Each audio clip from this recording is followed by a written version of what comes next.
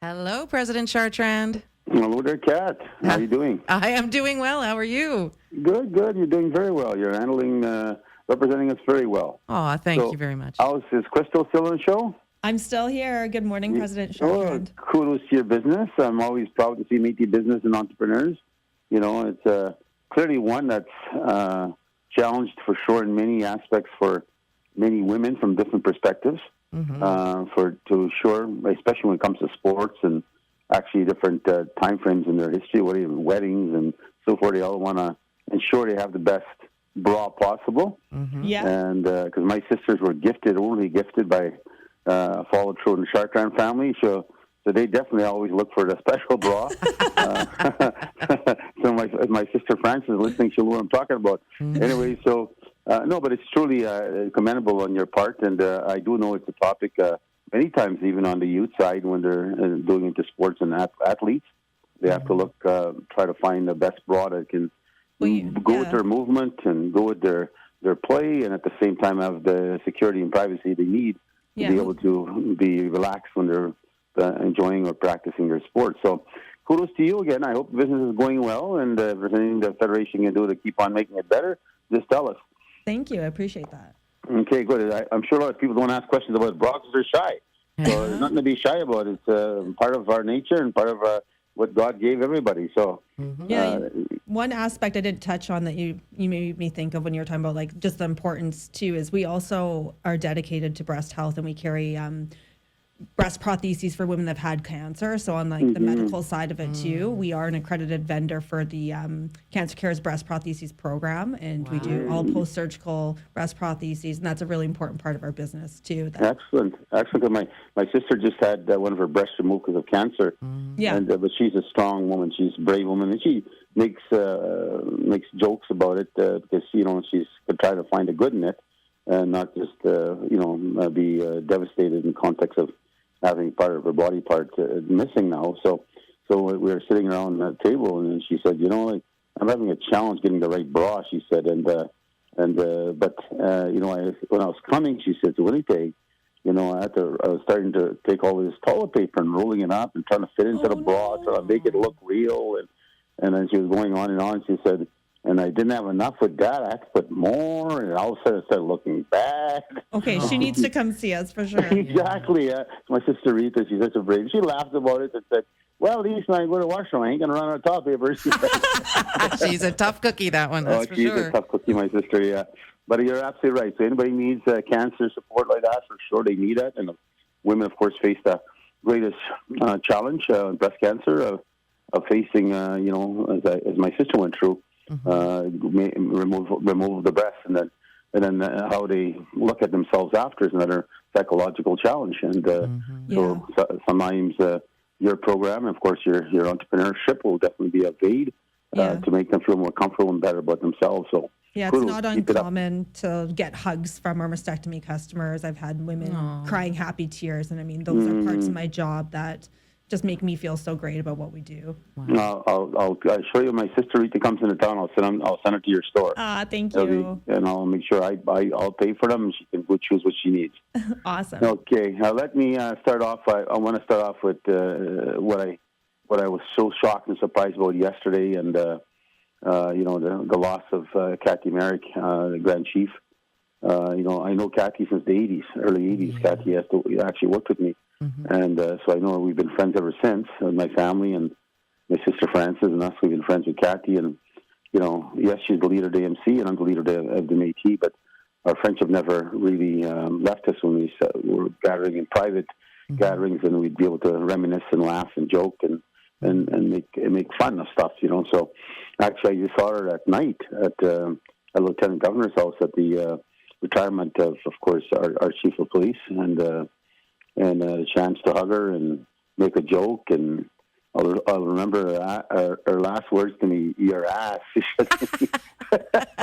She laughed because I was talking a joke. Anyways, but no, I really, really had a lot of sort of respect for Kathy when she was chief and counselor, and just even when she worked with me, and she was top of the line, and she was always on top of the ball, and she tried hard, and she wanted to represent her people with great pride, and she did, and always had a smile if you wanted to see one, and a beautiful smile, warming smile. Mm-hmm. And I want to send condolences to her husband, her kids, and grandkids, and her family, and Cross Lake, and the people across Lake, and all chiefs and citizens of the First Nations across not only Manitoba, I think Canada. Yeah. As Cathy would definitely not be afraid to go to a microphone to speak on a matter that was pressing and important to them.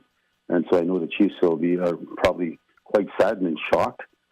She actually, to die right at her job when she's doing a press conference and, to leave this world. But, God does things and people do not know why sometimes. And I'm sure there's a reason that has occurred. And like I said in my press release, Kat, she's probably up there trying to lobby something already up there, trying to support the First Nations and continue to be protected. So, sweet dreams and sweet passageway, Cathy. And I prayed for her last night, and she has a swift journey home. Mm-hmm. And I know she'll still reach out to her kids when they want to talk to her and be with her and her grandkids. And her memory will last for generations. So, again, on behalf of my government, on behalf of my family and myself personally, my sister and us that all knew Cathy well, our condolences go to all of them, and I wish her well in her new home. So, and I've asked actually right after I do my report, I've asked Cowboy to do a drum song for her on the Métis hour. So we'll do that right after I do my report, and again it was a shock, and because she looked so good that night, and big smile, big laughter, and like I said, we had a very good friendship me and her. Yeah. And it stemmed for 40 years, since 1982, 83, when she was working for me. Yeah. And she was always top of the line, never missed work, always on time, and a class act. Yeah. Okay, I'll move on, and I know the families probably want to talk to themselves and First Nations eventually. They're having they had a press conference, I believe, today. That's why Naomi couldn't be on the show. That's right. And so I'm sure they're going to be honoring her with such great fanfare, and at the same time, never say goodbye. She's still around. Yeah. So I'm sure they'll honor her very well as she deserves. Mm-hmm. Okay, on other matters, I was in the hospital last night visiting another one of our elders from the north. Ken Danielson was rushed in last night. Oh, no. Of course, he's always on the show, and Naomi knows him very well. He's always wanting in to check on and give us updates, and at the same time talk about his cribbage and power us. And he was hauled in last night from Flin Flon due to heart issues.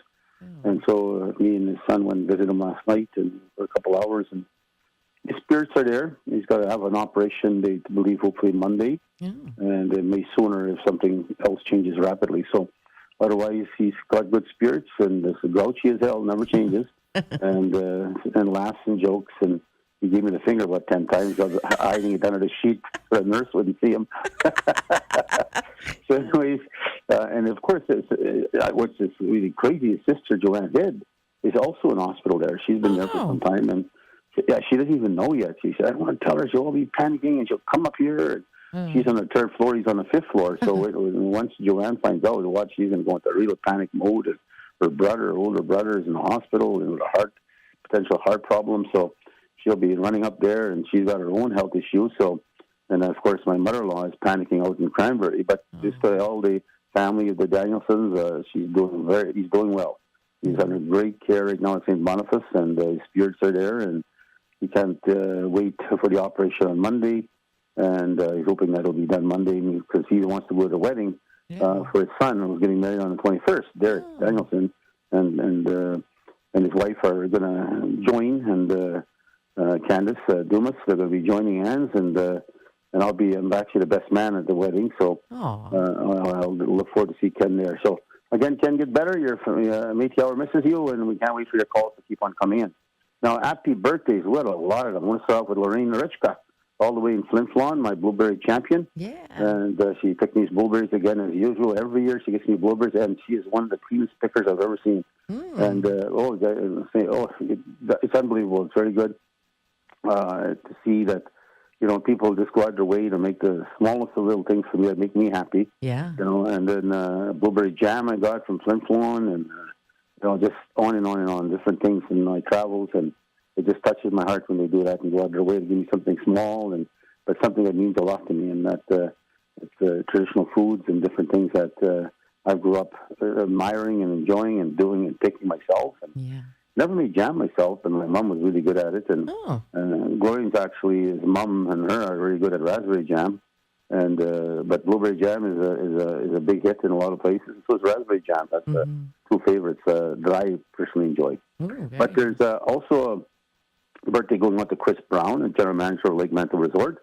Golf course was a massive hit this year, and of course we opened this year, and he was so proud of the amount of I guess new players that came and new members that are coming. Yeah. And it was just packed throughout the summer, and of course we did spend a lot of money renovating it and getting it to be one of the top places you want to go to. Mm-hmm. And we're getting closer and closer again with little permits here and there that we're working on regarding the sewer system, because we have water and direct water and sewer hookup to our RV camp. Wow. And that we're anticipating we can start leasing out soon. But everything seems to be going really smooth, and we got a Métis entrepreneur, Jamie, from out there that's actually doing all the digging and the gravel and the ponds and so forth and so forth. So looking forward to the RV camp opening. So everybody wants a beautiful RV camp that's going to be hooking up directly to water and sewer. You don't have to, you're just like at home. And you make sure you're trying to phone in to get a place that you can book. And it's quite large lots. And I think you'll be very proud of them once you get there and be you're a little cottage away from the cities where you actually have to work. So our happy 80th birthday is going to Mardella Peebles, and as Betty Koppel's auntie, she's from Interlake, and happy birthday Friday, September 6th, just the other day. And Dave Baudon reached out to me and make sure we get happy birthday to Mardella. Yeah. And here's a big one. Happy 102nd birthday to Emma Dudian, who's celebrating her birthday on Sunday, September 8th. Happy birthday, Emma. Amazing. Yeah. Make sure you have the Dudians tunes out there today if you can. Play, the late Clint. Get Dudiam maybe his CD or something. Get one of his tunes out there. Yeah. It'd be great. And Dudiams are famous musicians and entertainers, and definitely somebody that are very proud people. Mm-hmm. So get something out there if you can, Cowboy, later before the show is over. We have a lot of Clint. Was, in my view, like Racing Jimmy is my legend, always will be. But Clint was the master, really, at many instances. We have great fiddlers, but Clint is one of the greats also. So without question, he's in a new home now and playing probably fiddle up in the new heavens, and people are probably jigging. I was actually dancing there when they're playing some jigging, fiddling music there. All by myself at home here. Nobody can see all my screw-ups anyway. So I tell you, it was a mess. My feet were tying left and right. I was just trying different steps. It wasn't working. But nobody can say anything. They couldn't see me anyway. Nobody's here, just me. So I was making probably a fool of myself. I don't try to dance here. Anyways, happy birthday going out to Chartrand. Kevin Janai's partner and wife celebrating their birthday Monday, September 9th. Happy 28th birthday to Tristan Boyer of St. Eustache. Celebrate birthday on Monday, also September 9th. Happy 70th birthday to Lucille Ross of St. Eustache. Celebrating her birthday on December 10th. Happy 87th birthday to Herb Boyer of St. Eustache. Celebrating her birthday September 10th. Happy 27th birthday to Logan Horning of St. Eustache. Celebrating his birthday on September 10th. And happy birthday to Lynette Davis out in Ottawa. MMF staff who's celebrating her birthday September 12th. That's coming from Mark and the family. So tomorrow, I'll be at the Teddy Bear Picnic making and serving, I don't know what I'm making, I think I'm just serving pancakes to children and families that will be out there on Teddy Bear's Picnic. And, of course, it's been a long-standing picnic that goes out there by Health Science Centers, Children's Hospital. Yeah. And Teddy Bear Picnic raises money and at the same time gets kids to participate in a lot of activities. So I'll be there, I believe I have to be there by 9 o'clock. I think 9:30 I'll be serving some pancakes. Well, President Chartrand, don't they know that they've got a champion bannock maker there that's not being used? By the way, just for everybody here, and yes, I did win the championship, and I was competed amongst ourselves at the resort retreat. But yesterday, I slapped up a bannock, and it was a hit at home here. Everybody just devouring it. And I was asked to make another bannock today so they can take it to Ken Danielson and Joanne Head at the hospital. So I'll make another bannock probably after the show. And I'm very proud of my bannock making power right now. So, so they should have made me let me make bannock at the Teddy Bear's Picnic, huh? I agree. I know. But now on other matters, of course, everybody heard the good news, and many families and children have been waiting for this day to happen, where history was made, where the court now has given the green light and ratified the child special allowance settlement. Yeah. And that's done now. It's completely finished, and all we have to do now is wait for the province to send payment, and that payment should come within 30 days. And then from that day forward, following that, our team is all ready to start issuing the checks that are eligible, that are entitled to the children, and with the attached interest. Amazing. And that's something I think that a lot of children and adults, or adults, many of them today, but to me they're still kids. They're in their early 20s, and so they're looking forward to it. One of our plaintiffs, Renee, is actually still involved with the Child and Family Services. She's been in care, I think, for over 13 years, and she actually goes to university. She's taking business economic development. I think she plans to develop or build a cosmetic company. Maybe she'll work in partnership with a bra next door. Oh, so there you go.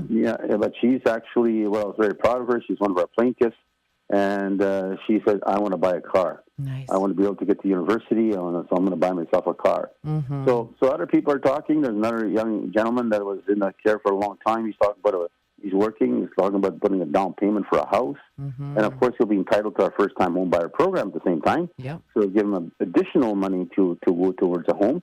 So there's many out there that are already making plans what they're going to be doing, and some of them, as I said, will be substantial checks. Yep. Some to 60,000 or more, and some under. Some will be smaller depending on the time they stayed in the care between 2005 and 2019. And some will be, and it's not just Métis in our care. It's First Nation kids that are in care, and there's also non-Indigenous. But some of the other beauty of the agreement is that if they were in care of the First Nations at short any time, there'll be a over that they'll also be entitled for the compensation on that side. So if they're in care on what is First Nation or Métis agency, they'll get their full return of their CSA funds that were taken, the child allowance money was taken from them. So that was very proud of that. And of course they also allowed some honorary fees to go out. Yeah. And I think Elsie Flett is getting 50,000. Lavely's getting 10,000. And the other one, the young boy, or man now, he's getting 15,000. He was one of the kids that were also taken in care, but because he was a plaintiff, they awarded him 15,000 and 10,000 for the other one. And we gave 5,000 each to ours. That was what the lawyer recommended. Yeah. So that was approved by the court also the day before yesterday. So yeah, but the court was so it was still going on yesterday, and people are saying, what's going on? Why is there still a court case going on? Yeah. Has nothing to do with compensation. Has nothing to do at all, Kat. It's the deal with a legal matter now of costs. Okay. And now, from the Métis side, we're not concerned at all. Our legal bill is only about 1%, $1.3 million, because we paid an hourly wage to our lawyer. Oh. And so the more money can be spent in our programming for it. The real question I think that's going to the judge and the court is going to look at is the $25 million settlement that's being asked from DD West and from Saxford and Cochrane. Holy. It is a large sum, because it is the biggest settlement in Manitoba's history, and probably it might even be the biggest legal settlement for lawyers in Manitoba's history, too. Wow. So I think the court is not going to make a decision on that. It doesn't affect the CSA. The CSA will still move forward. The child special allowance money will still come forward. It will affect what the money. See, if you look at the total amount of CSA fund, it's $335 million, around that range. The rest of it, to add up to $530 million, is to deal with additional programming for child and family services, supports for the youth and kids. Some of those that aged out may need some psychological, some personal care, some other supports. So that money is there to offset some of those needs. And it's also there for administration to deliver the program, and it's also set aside for the honorary a little bit, and some has been set aside, of course, for legal costs. Now, that's being determined themselves by their own side. First Nations, as far as I heard the lawyers represent, it's been approved by the First Nations. I'm not sure if the legal fee has been approved, but I know that the way they laid it out in court is that they got the support of SCO, MKO, and all of them. So I don't know what's going to happen with that when the decision comes down, if the $25 million will be accepted or not, because that is a substantial question that's going to be raising eyebrows on such an historical amount. That's going to be, I said, the largest, probably legal fee class action for sure in Manitoba, and probably, I don't know, in Canada, on a class action on child and family, that is. So, because I know the merchants at one time, merchant law firm in Saskatchewan, raised a bunch of questions in Canada when their class action lawsuit was raised. But that was, of course, in the billions, but still, it was a massive amount of money that I think the federal government was quite concerned about, and so were Canadians. So again, we'll see what happens there. It doesn't affect us. We're not worried one bit, us on our side. That's good. Our settlement of $84.8 million, out of that 1.3, so around that range, million, has been spent on lawyers. And so, and getting the contract and the legal job done. And we're very proud of our lawyers. Rahul, Murray, and Genevieve, and all the rest of the team did a superb job on our behalf. And so I'm very proud of that. So we'll keep you posted on that and what the court is going to do. I think they go back next Wednesday to the courthouse to get some more details on what the judge is going to be doing. But he's now ordered a friend of the court. He's going to get somebody to come in and analyze this money, these legal costs, and I guess from there they'll determine whether they're going to sanction it or whether they're going to question it or whether they're going to say it's too much, or I don't know if they're going to say it's too little. But clearly it is an issue. It's a serious issue for many, and I know it's going to raise eyebrows everywhere. So again, we'll see what happens. And for the Métis side, we're not worried at all. As I said, we kept our costs at the lowest possible way we can. So more money for programming, more money for our kids as we go forward. So anyways, I want to say congratulations to Minister Mona Beers, who led the team and all the staff that worked diligently to provide all the necessary information that we had to provide. And again, it was very important to recognize that, Mona as the minister, this was the number one issue for her. She wanted this thing solved and done. And now she can proudly smile, and history has been made. And I'm looking forward to what we're going to be seeing, the many smiling faces. But just to tell our youth out there and families that know of loved ones between 2005, 2019, if they were in our care, get a hold of the Federation right away. And even though the check shouldn't start until October, because we've got to wait for it to come from Manitoba, it takes about a month, they said. Okay. And then they'll check. Then once we get that check, and then we'll put out a big notification again. Keep listening to our show. But I do tell you some of the hits that we were in the thousands following up on this in the Facebook or whatever you call that internet world. There was a lot of follow through on that. There was quite a strong reaction in the internet world. People want to know exactly what's happening. So, but we are going to put financial advisor in the room, and we're going to help them if they need bank accounts. We're going to help them if they want to invest their money. Amazing. We're going to do everything we can to make sure that this money is spent to their liking and wisely as possible. So, really good. Anyways, with that being said, I'll move away from that. Speaking of youth, we had a successful year again on the amount of youth we hired. I think the totality, we spent $3.5 million for youth summer jobs, close to 393 overall the province. But the Infinity Woman had 57 also, so it's over 400 that were hired. And they were hired in various sectors, and whether it's in the private sector, whether it's with our governments, whether it's in regional positions, educational, healthcare, trades. So there's 400 kids, over 400 kids this summer had jobs and all got paid. And as we said, $3.5 million, probably more with adding the Infinity Women, probably close to $4 million we spent on getting jobs for our young people this summer. And I was very proud of that. Okay. And of course, what's coming is school. Now we're around the corner. We have university classes starting, college classes starting.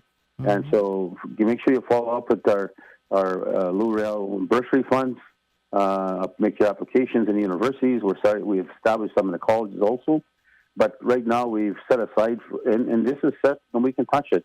Good. There's $30 million in the Lou bursary fund right now that we've invested with the universities.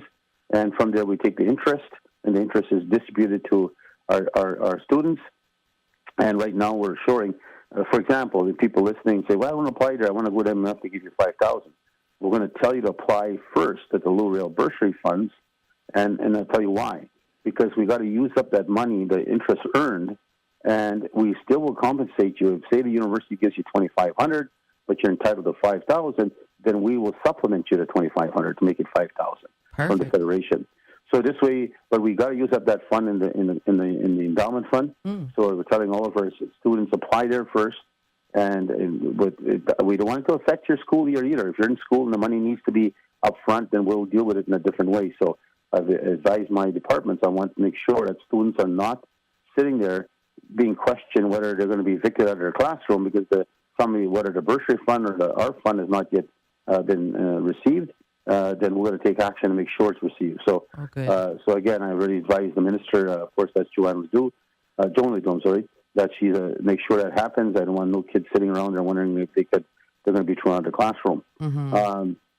Also, I want to say a good thank you to our Richard Janai, our youth, who was out and along with Thomas and others who went to see Brian Chartrand for sponsoring the Selkirk Steelers hockey team. Yeah. And Brian Chartrand was there. Of course, he's a legend himself, and he's I don't know he's Indigenous. I'm not sure to what degree of what he is, but he's won many awards.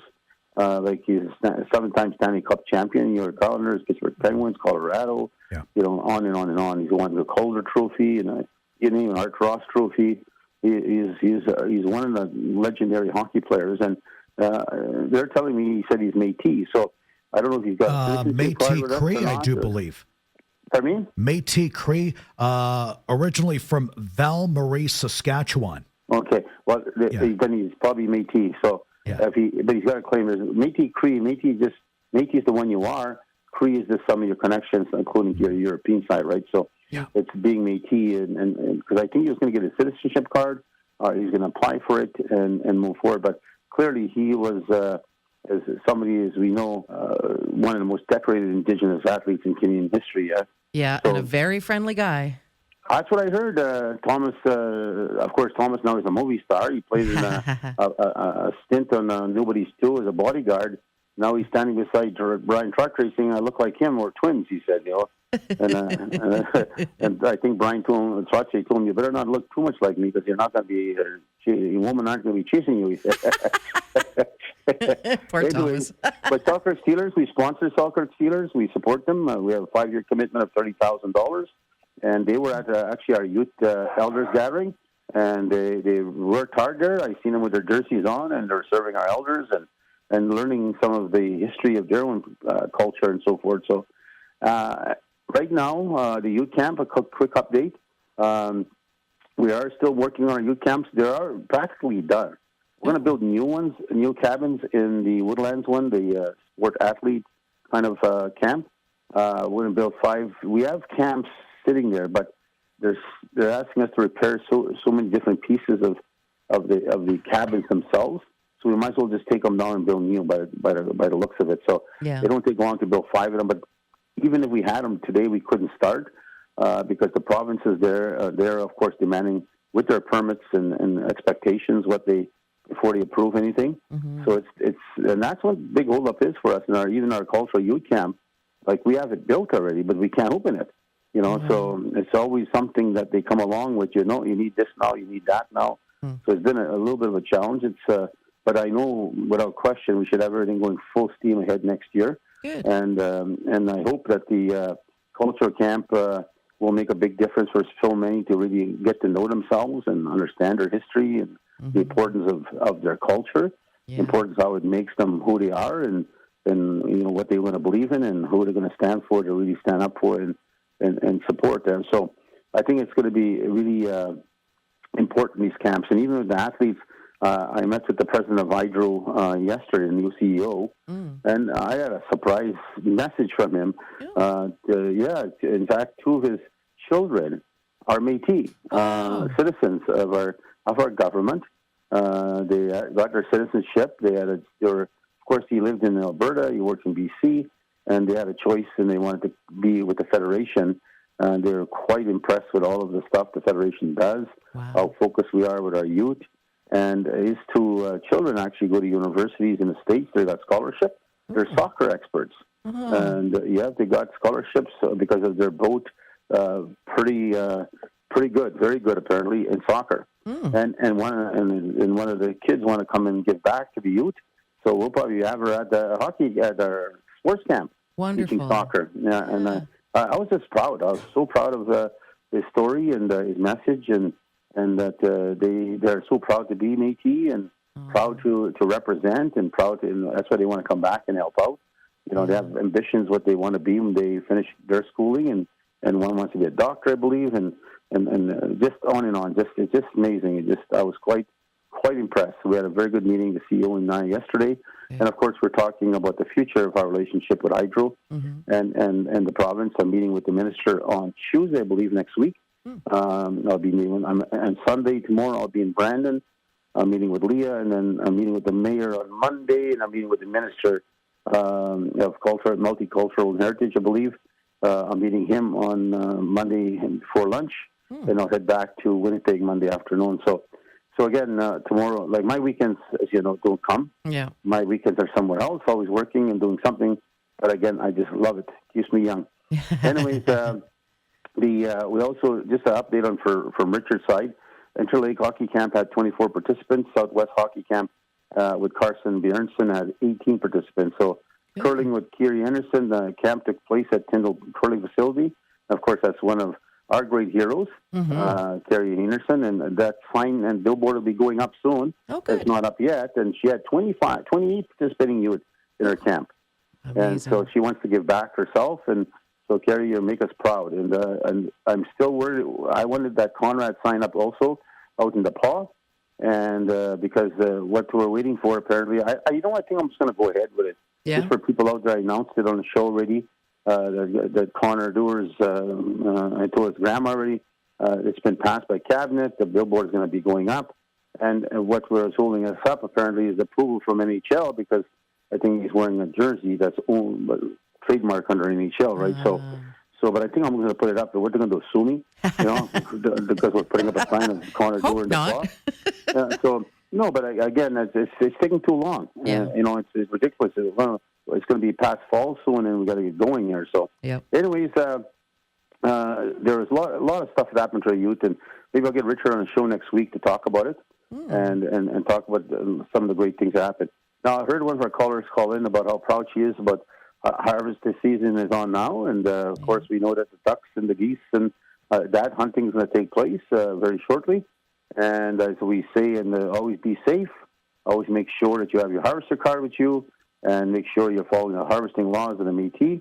And at the end, you'll be clearly not be harassed by anyone, because you are protected by your Métis government. Yep. And you will not be charged in any fashion if you go out to, for example, go hunting in Interlake and go hunting ducks in the paw and geese. In fact, there's such a overabundance of geese right now. I think a lot of golf courses are quite upset, and so. And even the farmers get very upset about the ducks, and as they invade the cornfields and so forth. So again, the ducks season is coming. I'm actually looking forward to that. Given I'm a bannock champion maker, I'll make some duck soup and then make some fresh bannock. You can't beat that. So again, for moose hunting, we have, of course, the draws. We have 23. We partner with the province on this, and 23 cards will be issued, or certificates will be issued to be harvesting between the ducks and the porcupine. And again, be safe. Share your meat if you get successful in the hunt, and make sure you're following the harvesting laws when you're ducks and the porcupines. But we also own private land that we've bought for harvesting purposes. We bought some in the Turtle Mountain. We got some in the Northwest, and so you can apply for that too. And of course, Peter Fleming is the minister leading that right now. Leah is still the minister, but Leah has been dealing with many challenges on health, and particularly with her family, and she's always got a challenge for her, that one, and she's a brave woman, strong woman, and she's got a brave daughter. She's, of course, that's Jill. She's one of my heroes, and just for people that do not know Jill, she's legally completely blind, and she lives by herself. She wants her independence, but she's been having so many different health challenges, but she keeps on going. She doesn't.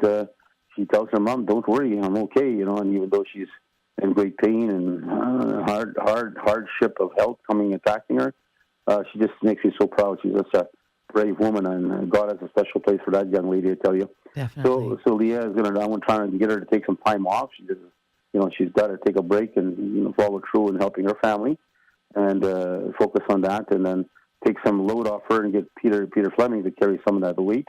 Mm-hmm. And so he'll be leading a lot of these other matters as we go forward. So, again, with that being said, I'll talk to everybody next Saturday. Again, to my condolences to Cross Lake, to the First Nation chiefs and the First Nation citizens of this province, to the loss of your Grand Chief.